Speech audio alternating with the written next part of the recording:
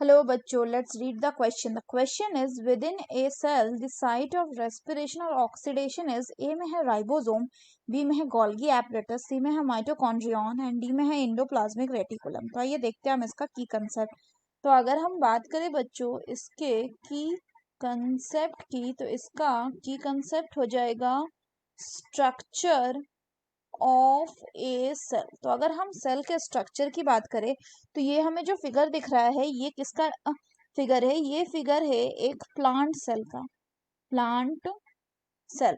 तो इसमें अगर हम बात करें तो आपको ये जो बाहर वाला डार्कर एरिया दिख रहा है, this is what, this is the cell wall, जो प्लांट के केस में बना हुआ होता है सेलुलोज से, या फिर बना हुआ हो सकता है किससे? हेमी सेलुलोज से। और इसका काम होता है प्रोटेक्शन। ये रिजिड नॉन लिविंग लेयर होता है।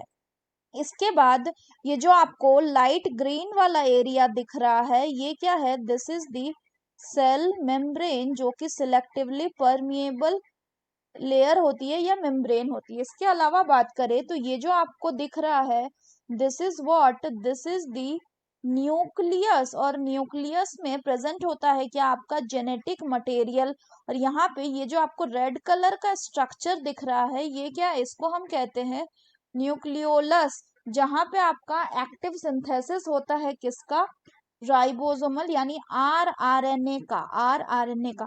इसके अलावा चूंकि ये प्लांट सेल है तो यहाँ पे क्या प्रेजेंट है? These are the Golgi body, ये गोल्गी बॉडी या गोल्गी एपरेटस है। और ये जो आपको ग्रीन कलर का दिख रहा है, चूंकि ये प्लांट सेल है तो इसमें प्रेजेंट होगा क्या? Chloroplast, which are the site of photosynthesis, site of photosynthesis. इसके अलावा बात करें तो ये आपको जो ब्राउन कलर में दिख रहा है दिस आर माइटोकॉन्ड्रिया, माइटोकॉन्ड्रिया, जिसको हम क्या बोलते हैं? Power house of the cell भी बोलते हैं, power house of the cell, क्योंकि यहाँ पे आपका जो एटीपी है उसका जेनरेशन होता है या सिंथेसिस होता है। और साथ ही साथ यहाँ पे हम क्या बोल सकते हैं? यहाँ पे ही mitochondria is the site of respiration. तो यहीं पे आपका रेस्पिरेशन का जो प्रोसेस है वो भी परफॉर्म होता है। इसके अलावा बात करें तो प्लांट वैक्यूल में मेजॉरिटी ऑफ द एरिया को ऑक्युपाई करके रखता है क्या? प्लांट वैक्यूल, जिसका मेन काम होता है एज ए स्टोरेज ऑर्गन की तरह फंक्शन करना।